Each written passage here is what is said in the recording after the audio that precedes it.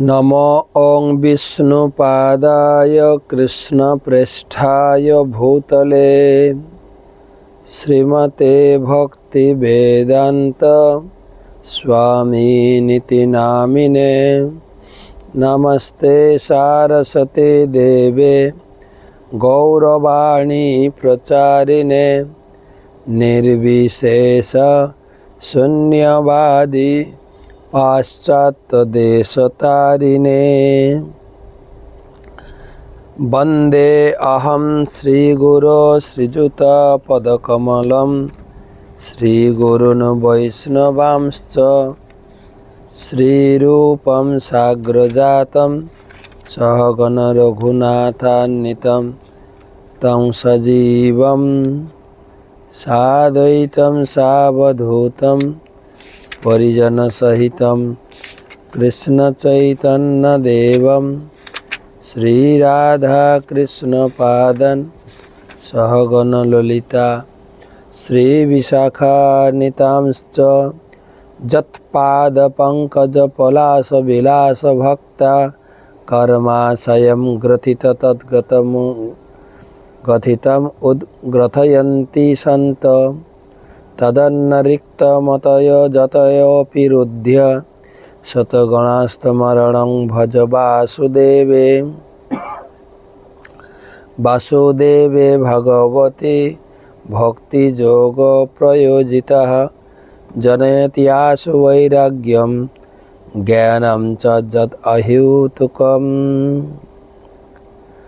जय श्री कृष्ण चैतन्य प्रभु नित्यानंद श्री अद्वैत गदाधर श्रीवासदि श्री गौर भक्तबिंद। हरे कृष्णा कृष्ण कृष्ण हरे हरे, हरे राम राम राम हरे हरे। ओम नमो भगवते वासुदेवाय, ओम नमो भगवते वासुदेवाय, ओम नमो भगवते वासुदेवाय। नारायणं नमस्कृत्य नरं चैव नरोत्तमं देवीं सरस्वतीं व्यासं ततो जयम् उदीरयेत्। तमादिदेवं करुणानिधानं तमालवर्णं सुहितावतारम् अपार संसार समुद्र सेतुं भजामहे भागवत स्वरूपम। ग्रंथराज श्रीमद् भागवतम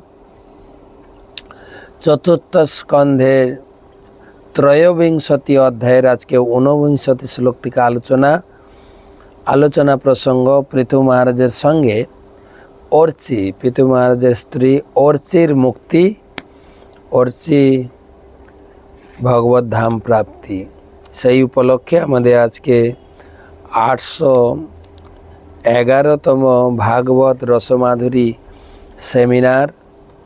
সেমিনারে উপস্থিত সমস্ত ভক্তমণ্ডলী, মমতাময় মাতৃমণ্ডলী সকলকে জানাই অযোধ্যা ধাম থেকে শ্রী রামলালাজি ভগবানের প্রীতি শুভেচ্ছা অভিনন্দন। আর गुरु महाराजेर चरणे प्रणाम निवेदन करे आमरा भागवत पाठ शुरू करब।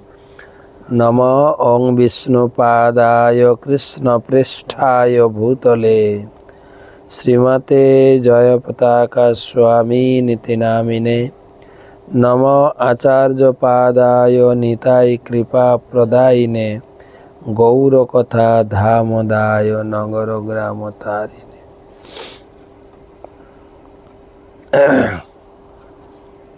भागवत महात्म जब पठेत प्रयोतो नित्यम श्लोकं भागवतम सुत अष्टादश पुराणानां फलमाप्नोति मानव। हे पुत्र, पवित्र चित्त हे प्रतिदिन श्रीमद् भागवत मेर एकटी श्लोक जिनी पाठ करें तार अष्टादश पुराण पाठेर फल प्राप्ति হয়।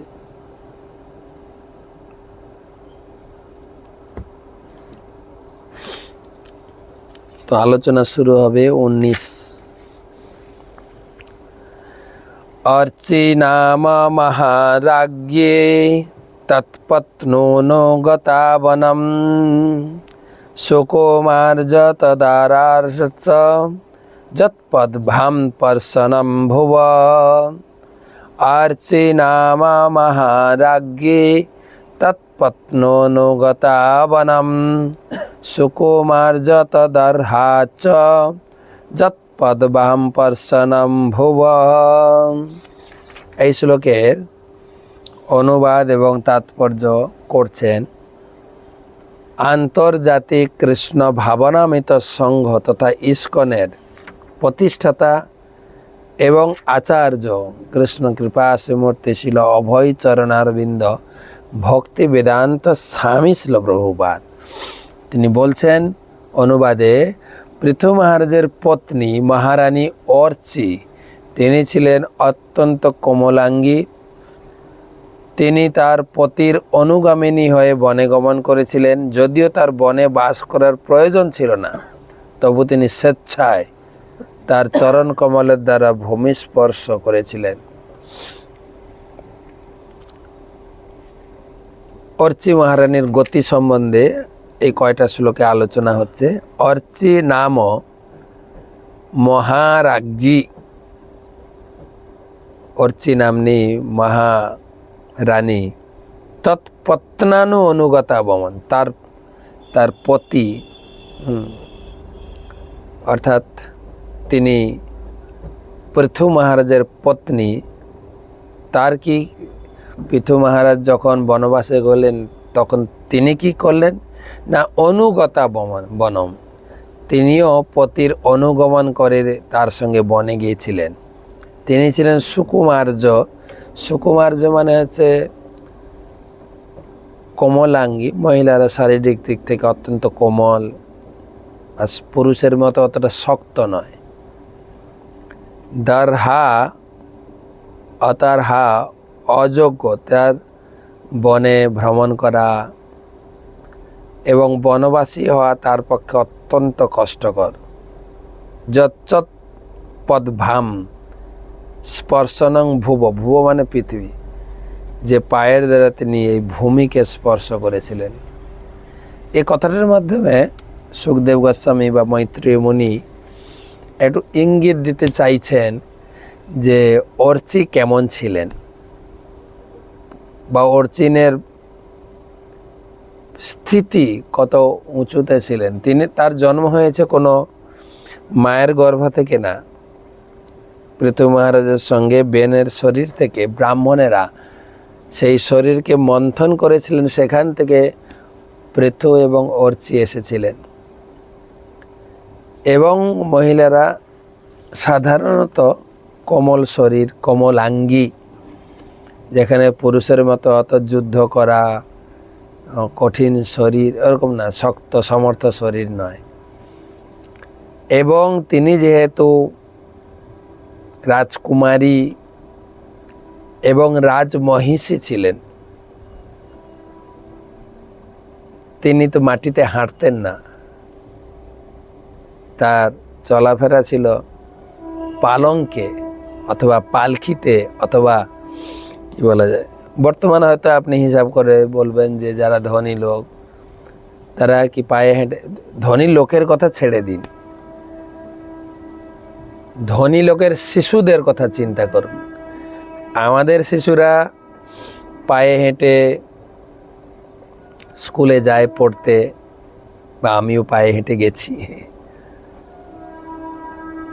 কিন্তু যারা একটু মধ্যবিত্ত তারা পায়ে হাঁটছে না, বাবা বা মা মোটর সাইকেলে করে পৌঁছে দিয়ে আসছে।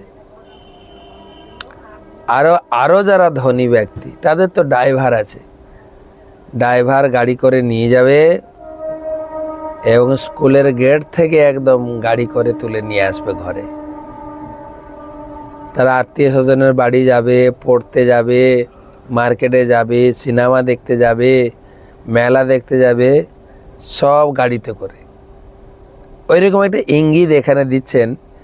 পৃথু মহারাজ ততটাই উন্নত ব্যক্তি ছিলেন যার মাটিতে হাঁটাহাঁটি করা তো দূরের কথা, আর বনে যাওয়ার কথা কি আসে।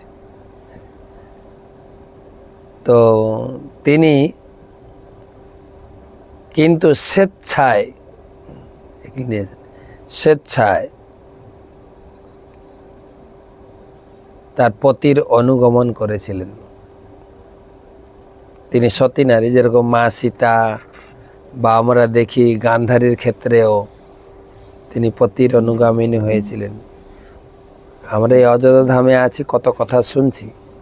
সীতা মায়ের তো বনবাস ছিল না, বনবাসটা ছিল রামের। আর কালকে দর্শন করতে গিয়ে আমাদের একজন এখানকার বক্তা বা কি ধামবাসী, আমাদের ইস্কনের দীক্ষিত ভক্ত, আমাদের গুরু ভাই, তিনি বলছিলেন, মহারাজ আমরা তো পুরো দোষটা কইকেয়ীর উপরে দোষারোপণ করে থাকি। বাস্তবিক পক্ষে কইকেয়ী মাতার একটা বিশাল ত্যাগ, এত বড় বদনামি নেওয়া শুধুমাত্র হয়েছিল তিনি রামকে ভালোবাসতেন বলে। রাম নিজেই কইকেয়ীকে দিয়ে করিয়েছেন এসব। যদিও রামায়ণে এসব লেখা নেই, কিন্তু এখানকার মহাত্মারা বিভিন্ন পুরাণ অথবা তাদের হৃদয়ে স্ফুরিত। আমরা গিয়েছিলাম নন্দীগ্রামে, ওই দিন তো গিয়েছিলাম, কালকে আরেকবার গিয়েছিলাম নন্দীগ্রামে। তিনি বলছিলেন নন্দীগ্রাম একটা অপূর্ব তপভূমি। ভরত মহারাজ তিনি ভগবানের প্রতি তার যে ভালোবাসা, প্রীতি তিনি প্রদর্শন করেছেন। ভগবান রামচন্দ্রের বিরহে তিনিও 14 বছর কঠিন তপস্যা করেছেন। 14 বছর তিনি ঘুমাননি। 14 বছর তিনি কি খেয়েছিলেন? কেবল রাম নাম জপ করতেন। এবং জায়গাটি আমাদের অযোধ্যা থেকে 22 কিলোমিটার।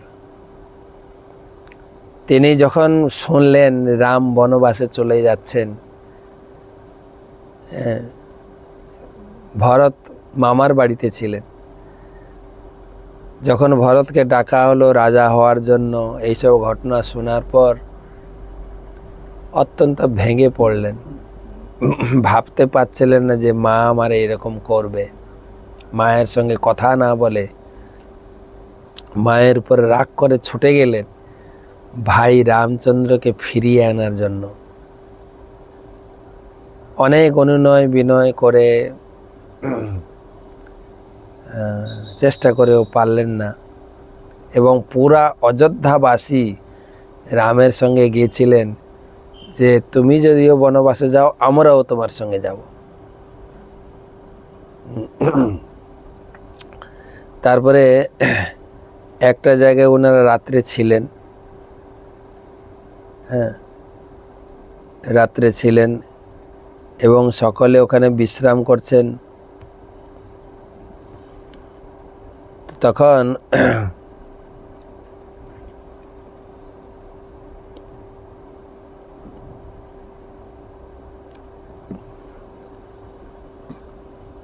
ওই গ্রামটা ছিল যেন গায়াসপুর।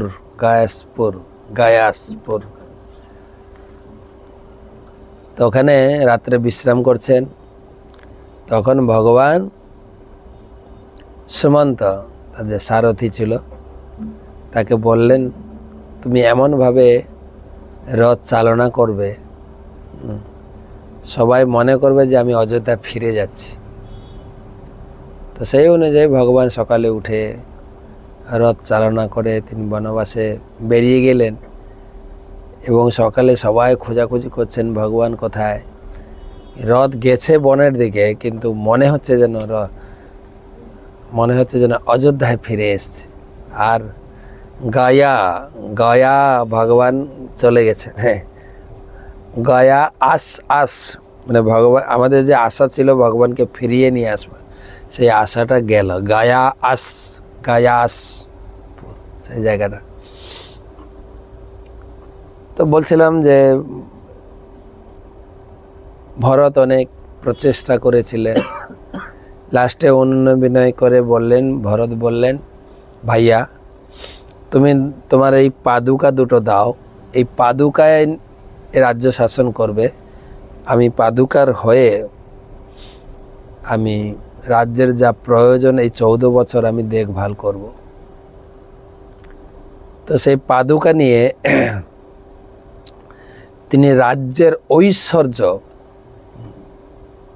কালকে বলছিলেন অযোধ্যা, অযোধ্যা মানে অযোধ্যা, অযোধ্যার যে ঐশ্বর্য ছিল, স্বর্গের দেবদেবীও এই অযোধ্যার ঐশ্বর্যে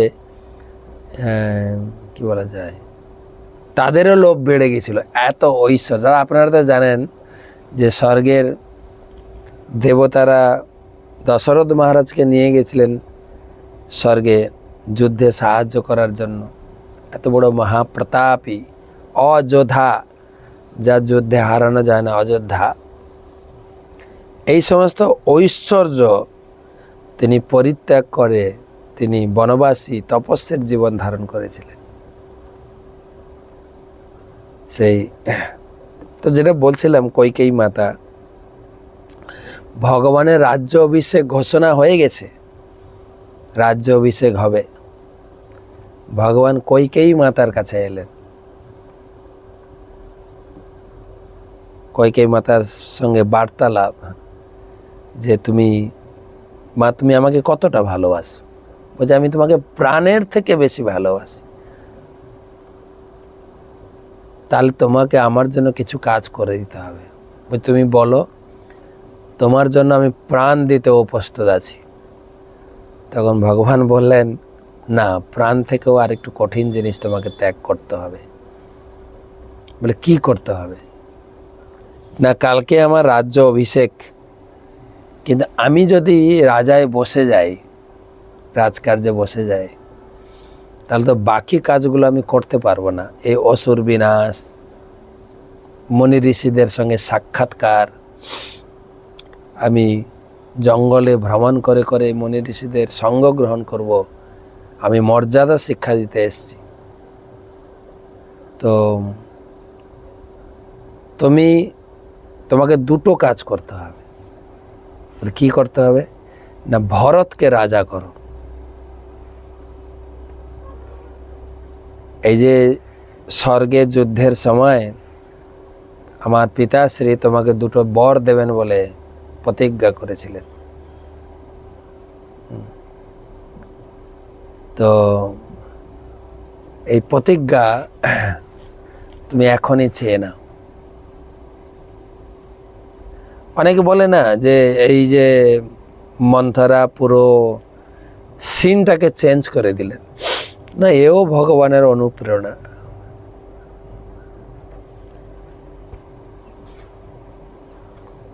দেবতারা দেখছেন এত বৈভব ঐশ্বর্য, এখানে কিছু একটা গড়বিড় করানো দরকার, সরস্বতীকে পাঠাও, সেখানে গিয়ে সবার মাথাটা গুলাবে, সরস্বতী যেরকম বুদ্ধি দেবেন সেরকম চলবে।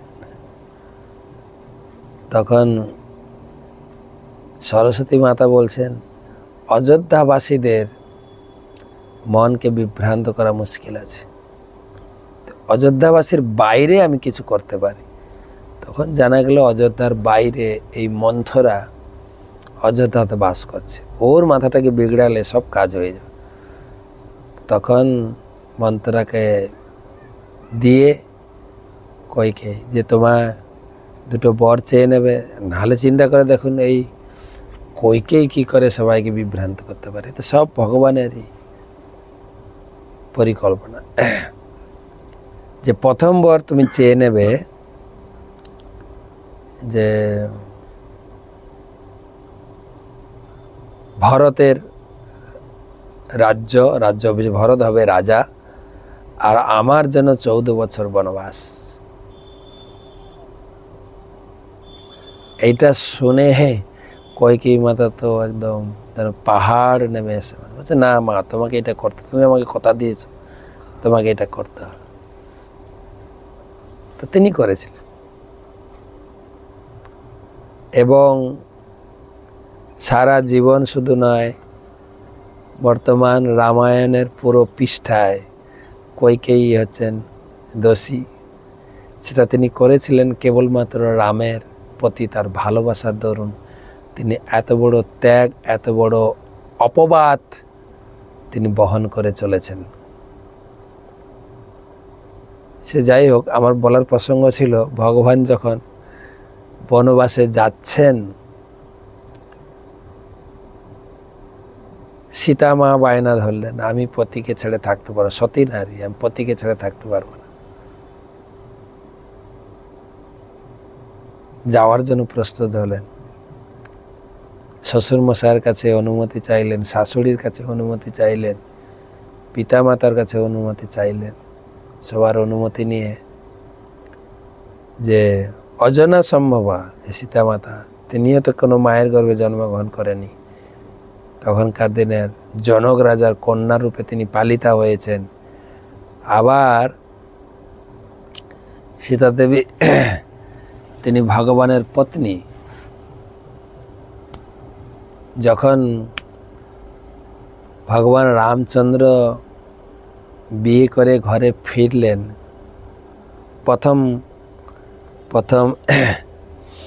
শাশুড়ি তখন তো ঘোমটা দিয়ে আসে, তো এখন তো এইসব কথা চিন্তা করা যায় না। আমরা বাড়িতে যখন ছোটবেলা ছেলে এও দেখেছি যে বিয়ের আসরে যখন বসবে, বউর এত বড় ঘোমটা।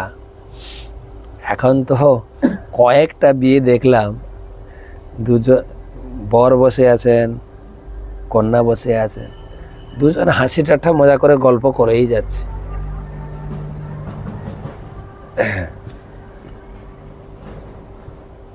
তো মুখ ঢাকা ছিল। যখন বধূ বরণ হচ্ছেন ঘরে, কৌশল্যা মাতা বধূ বরণ করছিলেন, তো প্রথম সীতা মায়ের মুখ দর্শন করলেন ঘোমটা তুলে।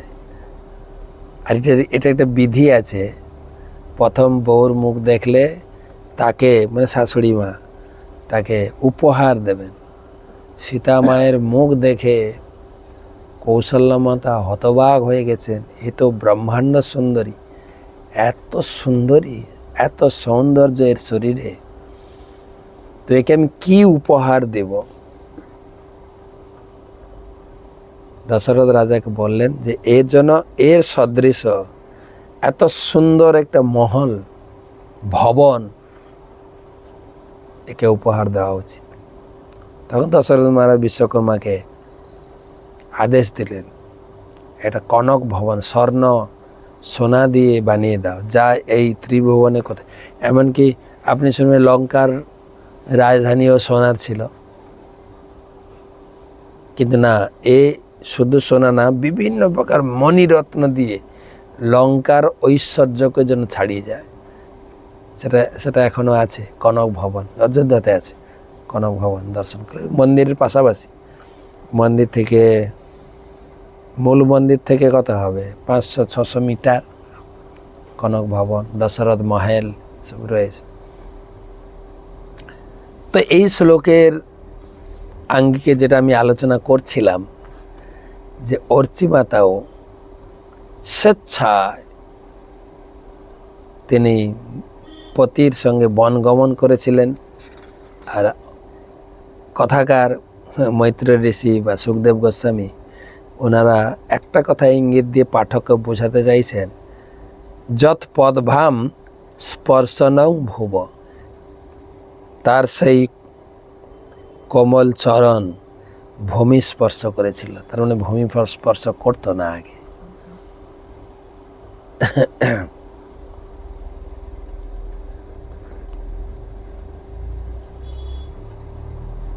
প্রভুপাদ লিখছেন তাৎপর্যে, যেহেতু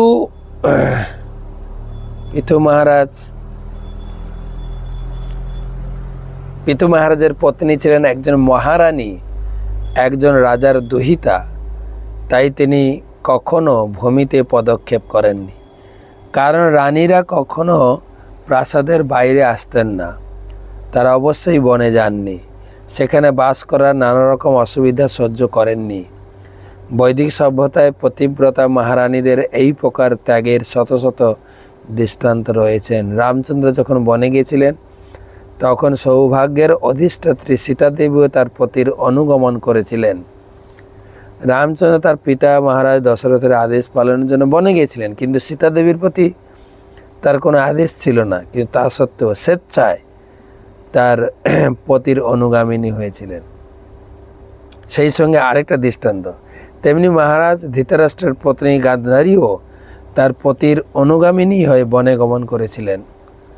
পৃথু শ্রীরামচন্দ্র ও ধৃতরাষ্ট্রের মতো মহাপুরুষদের পত্নী হওয়ার ফলে তারাও ছিলেন আদর্শ সতীসাধ্যী রমণী।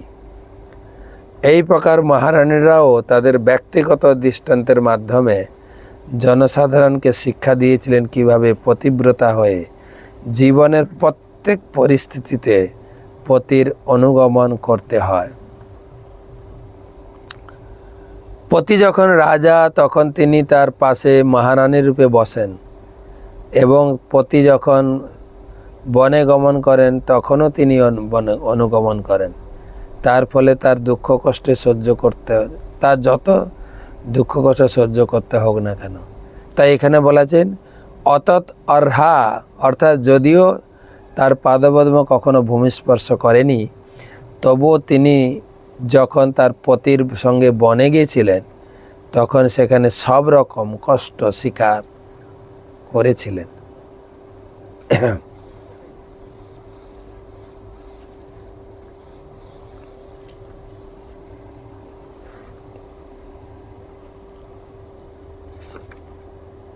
अर्चिनाम महाराज्ञी तत्पत्नानुगता वनम सुकुमार्जतर्हा तदर्हा जत्पद्भाम स्पर्शनं भुवः। परे श्लोक अतीव भर्तुर्वत धर्म निष्ठया शुश्रूषया चार्ज देह जात्रया नाविन्दतार्तिं परिकर्षितापि सा प्रेयस्करस्पर्शन माननिवृत्तिः अतीव भर्तुव्रत धर्मनिष्ठया शुश्रूषया चार्षदेह जात्रया नाविन्दतार्तिं परिकर्षितापि सा प्रेयस्करस्पर्शन अमान निवृत्ति। महारानी अर्ची যদিও এই প্রকার কষ্টে অভ্যস্ত ছিলেন না, তবুও তিনি মহর্ষির মতো বনবাসী তার পতির অনুগমন করেছিলেন। তিনি ভূমিতে শয়ন করতেন এবং কেবল ফলমূল ও পাতা ভক্ষণ করতেন, এবং যেহেতু তিনি তাতে অভ্যস্ত ছিলেন না তাই তিনি অত্যন্ত দুর্বল হয়ে পড়েছিলেন। কিন্তু তা সত্ত্বেও তার পতির সেবা করে তিনি যে আনন্দ লাভ করতেন তার ফলে তার কোনো প্রকার ক্লেশের অনুভূতি হতো না।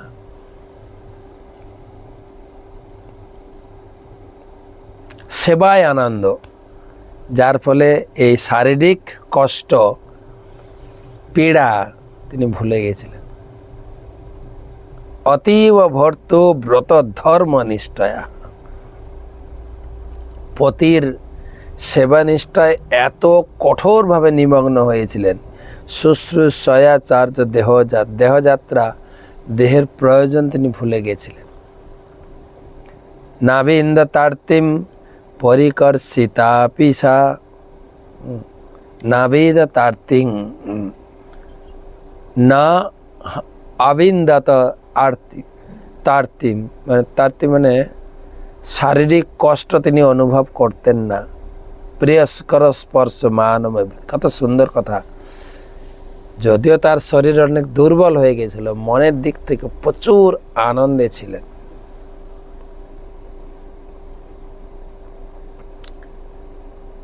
ভর্তিব্রত ধর্মনিষ্ঠয়া বাক্যাংশটি ইঙ্গিত করে যে স্ত্রীর কর্তব্য বা ধর্ম হচ্ছে সমস্ত পরিস্থিতিতেই পতির সেবা করা।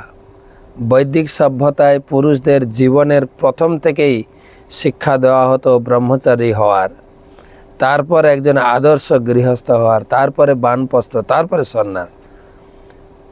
আর স্ত্রীদের শিক্ষা দেওয়া হতো জীবনের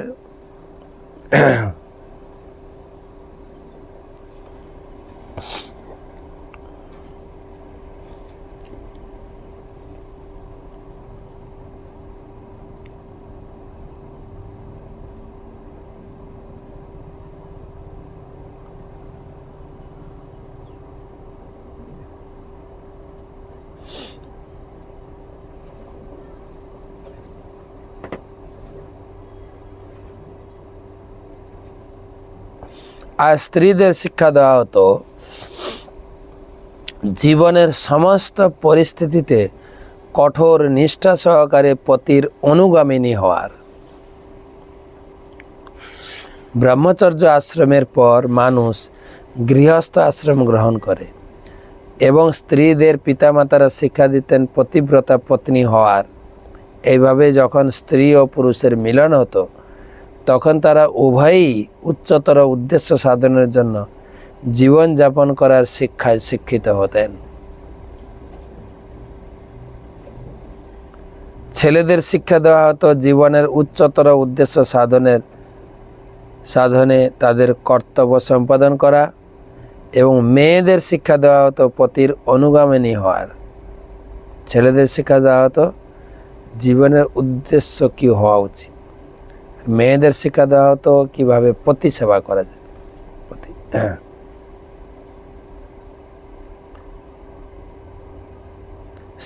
সতী স্ত্রীর কর্তব্য হচ্ছে গৃহস্থ জীবনে সর্বতোভাবে পতির প্রসন্নতা বিধান করা, এবং পতি যখন গৃহস্থ জীবন থেকে অবসর গ্রহণ করে বনবাসী হতেন তখন তিনি পতির অনুগামিনী হয়ে বানপ্রস্থ বা বনবাসীর জীবন গ্রহণ করতেন। সেই অবস্থাতেও গৃহস্থ আশ্রমে যেভাবে তিনি পতির সেবা করছিলেন ঠিক সেভাবেই তার সেবা করে যেতেন। কিন্তু পতি যখন সন্ন্যাস আশ্রম গ্রহণ করতেন তখন পত্নীকে গৃহে ফিরে যেতে হতো এবং একজন সাধ্বী রমণী পুত্র পুত্রবধূদের সামনে এক আদর্শ দৃষ্টান্ত স্থাপন করে শিক্ষা দিতেন কিভাবে তপস্যার জীবন যাপন করতে হয়।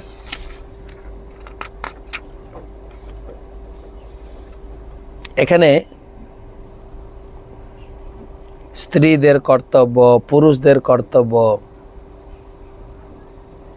সম্পর্কে প্রভুপাদ এই শ্লোকের পরিপ্রেক্ষিতে তুলে ধরেছেন। স্বামীদের কি কর্তব্য আর স্ত্রীর কি কর্তব্য। স্বামীদের উচ্চ লক্ষ্য, আর উচ্চ লক্ষ্যতে স্ত্রী তাকে সহযোগিতা করবেন। সেই জন্য স্ত্রীকে বলা হয় সহধর্মিনী, ধর্মে সহযোগিতা করা, পতির যে লক্ষ্য প্রাপ্তিতে সাহায্য করা, আর পতির লক্ষ্যতে পত্নীর লক্ষ্য পূর্ণ হবে। শ্রী চৈতন্য মহাপ্রভু যখন সন্ন্যাস গ্রহণ করেছিলেন তখন তার পত্নী বিষ্ণুপ্রিয়া দেবীর বয়স ছিল মাত্র 16 বছর, কিন্তু তা সত্ত্বেও তিনি তার পতির গৃহত্যাগের ফলে তিনিও তপস্বিনীর জীবনযাপন করার ব্রত গ্রহণ করেছিলেন। তিনি তার জপমালায় জপ করতেন, এক মালা জপ পূর্ণ করার পর এক দানা চাল একত্র করতেন। এইভাবে যত মালা জপ করতেন তত দানা চাল সংগ্রহ করে রন্ধন করতেন। বাপরে, মানে ধরুন আমরা 16 মালা জপ করি, 16টা চাল ফুটিয়ে খাবে, বাস, এর বেশি খাওয়া যাবে না। আমি তো আগে ভাবতাম একবার জপ করলে একটা চাল, এখানে প্রভুপাদ লিখছেন, আমার এটা অনেক দিনের সন্দেহ ছিল, এটা মুক্ত হলো। এক মালা জপ করার পর একটা চাল তিনি তুলে রাখতেন, এক দানা চাল তুলে রাখতেন। এইভাবে যত মালা জপ করতেন, তত দানা চাল সংগ্রহ করে তিনি তা রন্ধন করতেন এবং তা ভগবানকে নিবেদন করে প্রসাদ গ্রহণ করতেন। একে বলা হয় তপস্যা।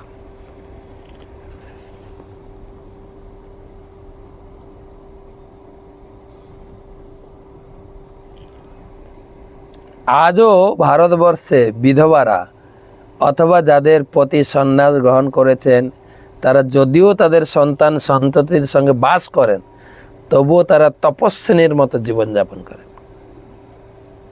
দুটো শিক্ষা দেওয়া হয়েছে। স্ত্রী নিজে ত্যাগ স্বীকার করে স্বামীর সঙ্গে বনে যেতে পারে, আর না হলে স্ত্রী থাকবে ঘরে, ছেলে বৌমাকে আদর্শ শিক্ষা দেবেন কিভাবে ত্যাগের জীবন। এমনি বলা আছে, স্বামী চলে যাওয়ার পরে বা স্বামী মারা যাওয়ার পরে স্ত্রীরা কোনো অলংকার পরবে না, কোনো ভালো পোশাক আশাক পরবে না, বিধবা ড্রেস। এটা ত্যাগের। আর খাওয়া দাওয়া তো এমনি, আমি যখন বাড়িতে ছিলাম শুনতাম যে আমার তো এখন নিরামিষ, কেন তুমি নিরামিষ খাও? স্বামী নেই না, স্বামী চলে যাওয়ার পরে সমস্ত প্রকারের কি বলা যায় আড়ম্বরপূর্ণ খাবার, আড়ম্বরপূর্ণ জীবন সমাপ্ত। এখন তো মনে হয় উল্টো দুটো জিনিস দেখা যায় জগতে। একে তো স্বামী যে চলে গেছে, স্বামী চলে যাওয়ার পরে স্ত্রীরা বিধবা ড্রেস, সিঁদুর পরেন না, শাঁখা পরেন না। এখন তো মহিলাদের দেখা যায় স্বামী থাকলেও শাঁখা সিঁদুর পরেন না, আগে থেকে বিধবা সেজে বসে থাকেন মনে হয়। কয়েকদিন আগে একজন স্বামীর সামনে স্ত্রীকে বললাম, সিঁদুর পরছেন না কেন? স্বামী আছেন না, তাড়াতাড়ি স্নান করে চলে এসছি।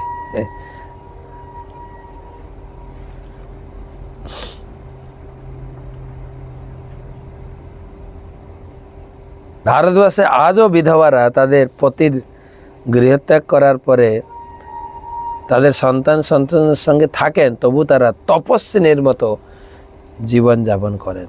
পিতু মহারাজের পত্নী অর্চি তার কর্তব্য সম্পাদনের দৃঢ় সংকল্প ছিলেন এবং তার পতি যখন বনে গেছিলেন তখন তিনিও তার পতির অনুগামিনী হয়ে কেবল বনে ফলমূল খেয়ে এবং ভূমিতে শয়ন করে দিনরাতিপাত করতেন।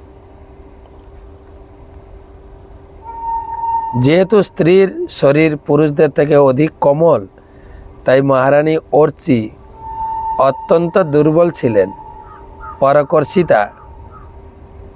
কেউ যখন তপস্যা করেন তার শরীর সাধারণত দুর্বল হয়ে যায়। আধ্যাত্মিক জীবনে স্থূল হওয়া ভালো নয়, কারণ আধ্যাত্মিক জীবন অবলম্বন করলে মানুষের আহার, নিদ্রা ইত্যাদি দেহের সুখ সুবিধাগুলি হ্রাস করা কর্তব্য।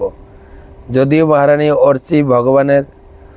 অর্চি বনবাসের ফলে অত্যন্ত কৃশ হয়েছিলেন, তবুও তিনি অসুখী ছিলেন না, কারণ তিনি তার মহান পতির সেবা করার সৌভাগ্য উপভোগ করেছিলেন। উপভোগ, এই ভাষাটাও প্রভুপাদ দিয়েছেন, উপভোগ করেছিলেন।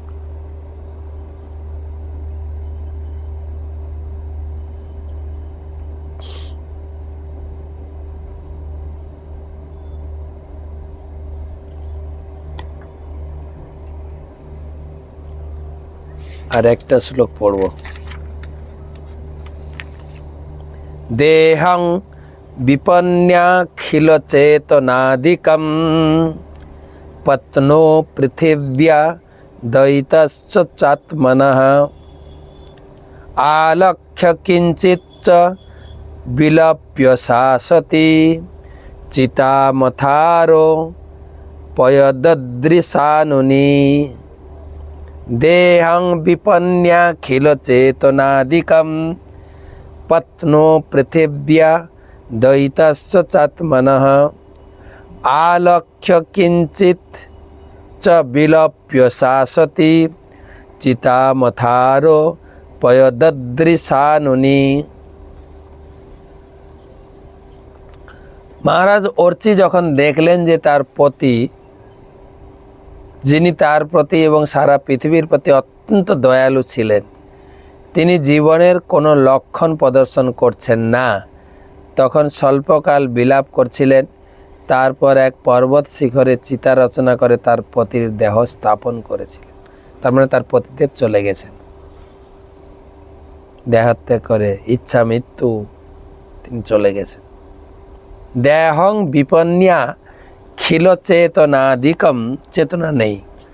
পত্ন পৃথিব্যা দ্বৈতস্য তাত্ম, দ্বৈতস্য মানে অত্যন্ত প্রীতিকর্ত, নিজের পত্নীর প্রতি, পরিবারের প্রতি, পৃথিবী সমস্ত জীবের প্রতি তার যে দ্বৈতস্য চাত্মনা, আত্মার মতো ভালোবাসতেন। আলক্ষ্য কিঞ্চিত, তিনি দেখলেন কিঞ্চিত মাত্র তার শরীরে কোনো ধাতু বা চেতনা নাই। বিলোপ শাশ্বতী, কিঞ্চিত বিলোপ, কিঞ্চিত বিলাপ করলেন। পতিদেবের বিরহ অনুভবে তার চোখে জল এসে গেল। কিন্তু কর্তব্য চিতা মথারও পয়দদৃশাননি, নিজে জঙ্গল থেকে কাষ্ঠ সংগ্রহ করে চিতা সাজিয়ে পতির দেহকে চিতার উপরে রাখলেন।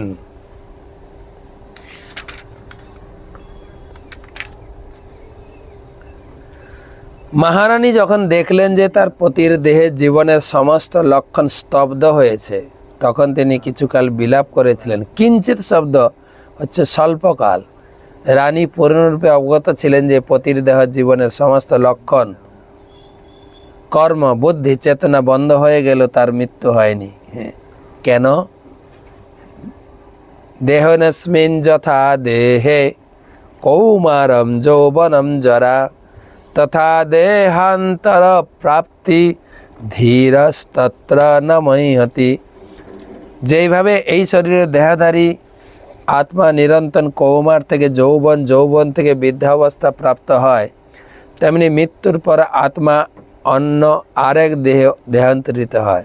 স্বরূপসিদ্ধ ব্যক্তি কখনো এই প্রকার পরিবর্তনে মোহগ্রস্ত হয় না। অর্থাৎ আমার স্বামীর আত্মা এই দেহ থেকে অন্য দেহে চলে গেছে, মৃত্যু তো হয়নি। তো জীব যখন এক দেহ থেকে আরেক দেহে স্থানান্তরিত হয়, যাকে সাধারণত মৃত্যু বলা হয়, বুদ্ধিমান মানুষ সেই জন্য শোক করেন না, সেই জন্য কিঞ্চিত শোক করেছে। কারণ তিনি জানেন যে জীবের মৃত্যু হয়নি, কেবল এক দেহ থেকে আরেক দেহে স্থানান্তরিত হয়েছে। বনে একাকী পতির মৃতদেহ সহ একলা যাওয়া হওয়ার ফলে মহারানী ভয়ভীত হওয়ার কথা ছিল, কিন্তু তিনি ছিলেন একজন মহাপুরুষের মহান পত্নী। তাই ক্ষণকাল বিলাপ করার পর বুঝতে পেরেছিলেন যে তার করণীয় বহু কর্তব্য রয়েছে। পতির বিরহ, জঙ্গলের ভয় ভীত হয়তো তাকে প্রভাবিত করে, কিঞ্চিত তিনি প্রভাবিত হয়েছিলেন। কি তারপরে ভাবছিলেন না, আমার কর্তব্য করতে হবে। কি কর্তব্য? তাই তিনি বিলাপ করে সময় নষ্ট করার পরিবর্তে একটি পর্বত শিখরে তার চিতা তৈরি করে দাহ করার জন্য তার পতির দেহ তাতে স্থাপন করেছিলেন এবং চিতা রচনা করেছিলেন। পিতু মহারাজকে এইভাবে দ্বৈত বলে বর্ণনা করেছে, কারণ তিনি কেবল পৃথিবীর রাজাই ছিলেন না, পৃথিবীকে তার রক্ষিত সন্তানের মতো পালন করেছিলেন, তেমনি তার পত্নীকেও রক্ষা করেছিলেন। রাজার কর্তব্য হচ্ছে সকলকে রক্ষা করা, বিশেষ করে পৃথিবী বা ভূখণ্ড যেখানে তিনি শাসন করেন, সেই সঙ্গে তার প্রজা ও পরিবারের সদস্যদের। যেহেতু পিতু মহারাজ ছিলেন একজন আদর্শ রাজা, তাই তিনি সকলকেই সুরক্ষা প্রদান করেছিলেন। তাই এখানে তাকে দ্বৈত বলে বর্ণনা করা হয়েছে। তো এই পর্যন্ত রাখি। কালকে তো রবিবার, হ্যাঁ, টকশো, তারপরে আবার এই চিতা জ্বলবে, চিতায় অর্চির প্রবেশ এবং স্বামী স্ত্রী দুজনেই বৈকুণ্ঠ ধামে যাবেন। আর সেই দৃশ্য উপর থেকে দেবতারা দেখবেন যে আমাদের স্বর্গলোক ছাড়িয়ে পৃথু এবং অর্চি চলে যাচ্ছেন বৈকুণ্ঠ ধাম। তাদের গুণগান, তারা কিভাবে পুষ্প বৃষ্টি আদি করেছিলেন, সেগুলো আমরা শুনব এই অধ্যায়ে। কতগুলো বেশ প্রশ্ন আছে।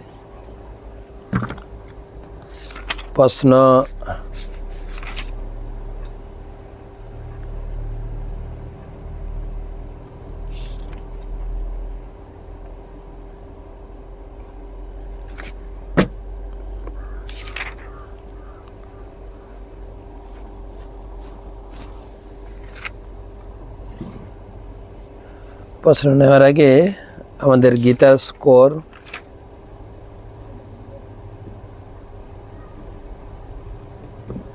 কালকে আমরা যাদের কাছ থেকে গীতা পেয়েছি, যারা যারা গীতা দান করেছেন,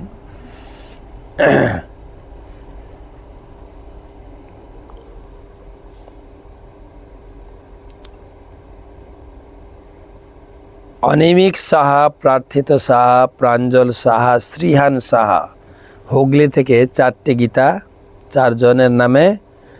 তরঙ্গিনী বিশাখা দেবী দাসী 1টি গীতা বাংলাদেশ থেকে। অভিজিৎ দে আসাম থেকে 1টি গীতা। সুপ্রীতিময়ী কলাবতী দেবী দাসী নদিয়া থেকে 4টি গীতা। জয়া কিশোরী দেবী দাসী 1 সেট ভাগবতম এবং একটা কৃষ্ণ বই আমাদের অযোধ্যাতে যে কোনো মঠে বা মন্দিরে দান করেছেন। হাওড়া থেকে হরিপদ দাস 5টি গীতা এবং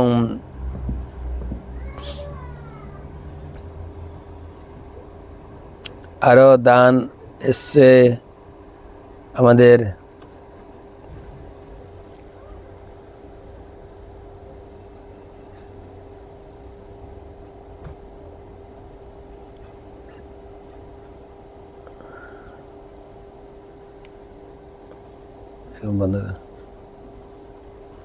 গীতাদান এসছে আমাদের শান্তিপ্রিয়া জানকী মাতাজির পক্ষ থেকে। শহীদ মধুসূদন প্রভু 5টি গীতা, অপূর্ব গদাধর প্রভু 2টি গীতা, ইতি মাতাজি 4টি গীতা, তন্ময় দাস 6টি গীতা, রসপ্রিয়া জাহ্নবী দেবী দাসী 5টি গীতা, দীনেশ্বরী মানিনী দেবী দাসী 1টি গীতা, বসন্ত প্রভু 14টি, পীযূষ প্রভু 2টি, প্রিয়তোষ প্রভু 10টি, বিশ্বজিৎ দেবনাথ প্রভু 20টি, চিন্তামণি মাতাজি 11টি, সুবর্ণাঙ্ক মাতাজি 2টি, বিকাশ প্রভু 3টি, সোমা মাতাজি 2টি, টিনা পাল 5টি, কিংসুক ঘোষ 1টি। টোটাল 93টি গীতা এসছে। তো যারা যারা আজকের গীতাদানে অংশগ্রহণ করেছেন তাদের সকলকে ধন্যবাদ, কৃতজ্ঞতা জানাই। সেই সঙ্গে আপনাদের মঙ্গল, আপনাদের পারিবারিক সুখ শান্তি আনন্দময় জীবনের লক্ষ্যে ভগবান রামলালার কাছে প্রার্থনা জানাই। হরে কৃষ্ণ কৃষ্ণ কৃষ্ণ হরে হরে, হরে রাম রাম রাম হরে হরে।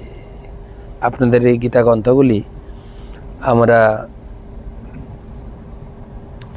এখানে অযোধ্যা ধামে পুণ্যার্থীদের হাতে তুলে দিচ্ছি।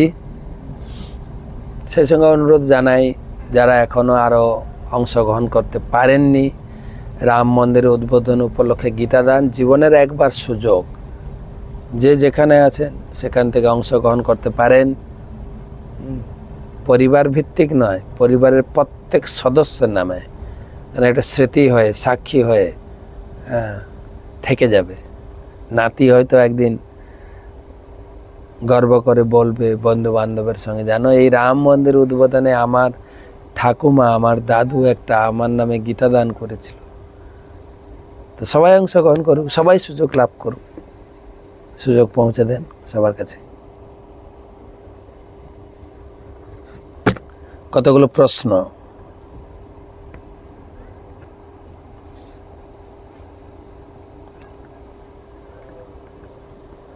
প্রশ্ন করেছেন অর্পণ আচার্যি চট্টগ্রাম বাংলাদেশ থেকে। কিন্তু আচ্ছা, মনকে কিভাবে নিয়ন্ত্রণ করা যায়? মনকে নিয়ন্ত্রণ করতে লাগবে মন্ত্র। কলিযুগের জন্য মন্ত্র হচ্ছে হরিনাম। হরিনাম করতে করতে মন বশীভূত হবে। পরবর্তী প্রশ্ন উনি করেছেন, আরেকটা প্রশ্ন, আমরা কিভাবে নিরামিষ আহার করতে পারি? মন্দিরে নিরামিষ আহারগুলো খুবই সুস্বাদু, কিন্তু ঘরে রান্না করলে এগুলো অত সুস্বাদু হয় না। এর প্রতিকার কি একটু বলবেন দয়া করে? না, সুস্বাদু নির্ভর করে যিনি রান্না করেন তার উপরে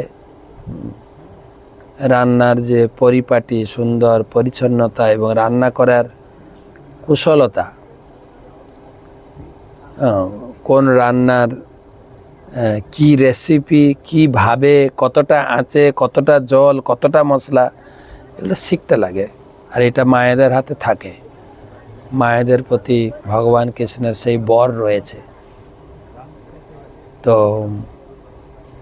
রান্না করতে হবে খুব অত্যন্ত সুচারুভাবে এবং আন্তরিকতা। আমার রান্না যারা খাবেন তারা সুস্বাস্থ্যবান, শরীর কোনো খারাপ করবে না, তেল মশলা বেশি হবে না, কম হবে না, সব মিলিয়ে। এমন নয় বয়েল বানিয়ে দেবো, খেয়ে কেউ টেস্ট পাবে না। এমন নয় প্রচুর তেল মশলা দিয়ে দেবো, শরীর খারাপ করবো, এরকম না। খুব সূক্ষ্ম চিন্তা, শান্ত ভাব নিয়ে রান্না করতে হয়। তারপরে যিনি ভোগ নিবেদন করবেন তাকে অত্যন্ত শুদ্ধ এবং শান্ত মনের হতে হয়। ধীরভাবে ভগবানকে খাওয়াবেন, তাহলে ধীরে ধীরে রান্না স্বাদিষ্ট হবে। রাঁধুনির লোভ, রাঁধুনির চঞ্চলতা, যে ভোগ লাগাবেন তার লোভ, এগুলো থাকলে রান্নার অতটা টেস্ট আসে না।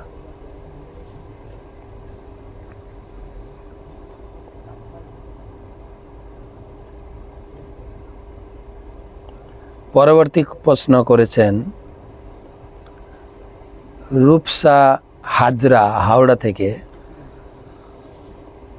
আমার একটি প্রশ্ন ছিল, প্রশ্নটি হলো, আপনি কাল ভাগবত ক্লাসে ব্রহ্মজ্যোতির কথা বলেছেন, সেই ব্রহ্মজ্যোতি কি এবং কোন ব্যক্তি ব্রহ্মজ্যোতি লাভ করে?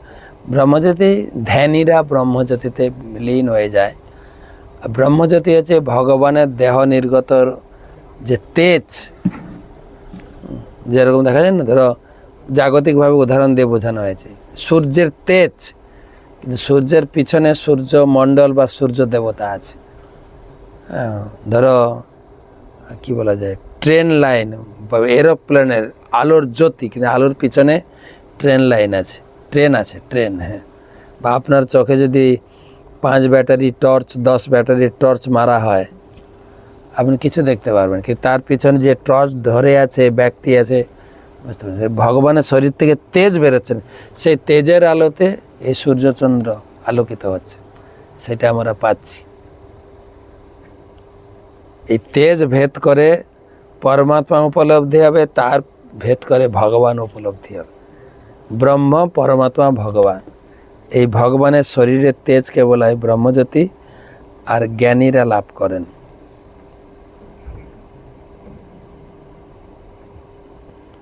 পরবর্তী প্রশ্ন রঞ্জিত মণ্ডল। আমার জানার বিষয় হলো, নিত্যানন্দ চতুর্দশীটাকে ইস্কন মন্দিরে সমস্ত ভক্তরা পালন করছে, কিন্তু আমি যদি যারা অভক্ত বা নতুন ভক্তি জীবনে এসেছে তাদের নিয়ে বাড়িতে নিত্যানন্দ প্রভুর আলেখ্য অভিষেক করি, প্রসাদ গ্রহণ বিতরণ করি, সেটা কি ঠিক হবে? অভিষেক করার দরকার নেই আলেখ্যকে। আর অভিষেক যদি করতে পারেন, দুধ, দই, ঘি, মধু এসব ঢালবেন না, পুষ্প অভিষেক করুন, কারণ আলেখ্যটা নষ্ট হয়ে যাবে। পুষ্প দিয়েও অভিষেক হয়। আর আরেকটা কথা বলবো, আপনি যাদেরকে নিয়ে করতে চাইছেন, যদি আপনার পাশাপাশি ইস্কন মন্দির থাকেন, তাদেরকেও নিয়ে যান ইস্কন মন্দিরে যদি সম্ভব হয়। আর না হলে বাড়িতে ডেকে, মেন উৎসবটা হচ্ছে বাড়িতে ডেকে আপনি নিত্যানন্দ কথা শোনাবেন, নিত্যানন্দের চরিত্র, নিত্যানন্দকে সবাই জানুক জগতে। লোকে গৌর নিতাই সম্বন্ধে জানে না, লোকে অন্য কিছু জানে, এই ভগবান ওই ভগবান, কিন্তু গৌর নিতাই যে কে জানে না বেশি। প্রচুর লোকে জানান নিত্যানন্দ বাবু কী দিতে এসেছিলেন। তারপরে পুষ্পাঞ্জলি দেবেন, পুষ্পাঞ্জলি দিয়ে প্রসাদ বিতরণ করেন, অভিষেক করা দরকার। যদি বিগ্রহ থাকে, মূর্তি থাকে, তবে করবেন, আলেখ্যতে করা দরকার নেই। কিন্তু লোককে ডেকে নিত্যানন্দ কথা শোনাবেন এবং প্রচুর পরিমাণে প্রসাদ খাওয়াবেন, হরিনাম করবেন, হরিনাম।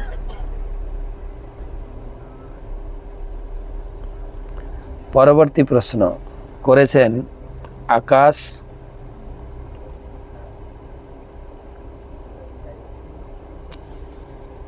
মহারাজ, আমার প্রশ্ন হচ্ছে যে আমি রাতে যখন ঘুমিয়ে পড়ি তখন আত্মা চিৎ জগতে যায়, আমি কি করব? হ্যাঁ, কে বলছে আপনার আত্মা চিৎ জগতে যায়?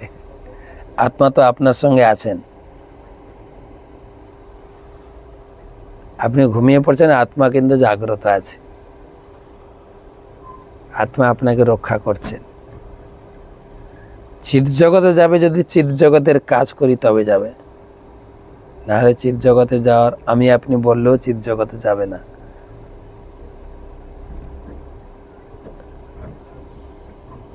পরবর্তী প্রশ্ন কলকাতা থেকে গীতা প্রিয়া। আমার প্রশ্ন, কোনো ব্যক্তি যে ভক্ত নয় মারা যায়, তার শ্রাদ্ধতে কি আমরা গীতা পাঠ করতে পারি? গীতা পাঠ করলে তার কর্মফল আমাদের নিতে হয়? যদি নিতে হয় নেবেন, অসুবিধা কোথায়? কিন্তু লোকের উপকার করুন। শ্রাদ্ধতে তো অবশ্যই গীতা পাঠ করবেন, 6 অধ্যায় 7 অধ্যায় বা যে কোনো একটা অধ্যায় পড়বেন। যেহেতু তার কিছু উপকার করতে চাইছেন, যদি নিতে হয় নেবে, তবে কর্মফল নেওয়ার প্রশ্ন আসে না। আপনি গীতা পাঠ অবশ্যই করবেন, করতে উৎসাহিত করবেন। লাস্ট প্রশ্ন করেছেন লিপিকা মজুমদার। মহারাজ, আমি তো ভাগবতম গীতা যে শ্লোকগুলো আছে এগুলো তো আমি ভালো করে স্পষ্টভাবে উচ্চারণ করতে পারি না, তবুও চেষ্টা করি, কিন্তু কিছু শ্লোকের মানে বুঝি, কিছু বুঝতে পারি না। তা এইভাবে কি আমি গীতা ভাগবতম পাঠ করতে পারবো, নাকি এতে আমার কোনো অপরাধ হবে? আপনি দয়া করে বলবেন মহারাজ।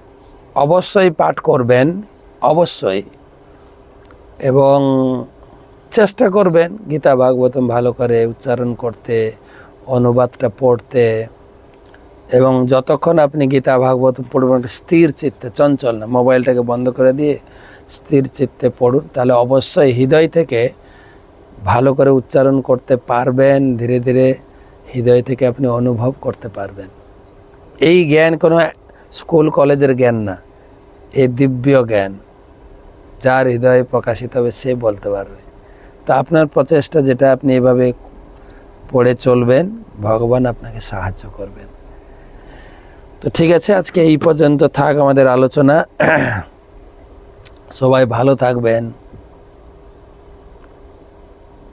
সুরক্ষিত থাকবেন। জয় শ্রীরাম।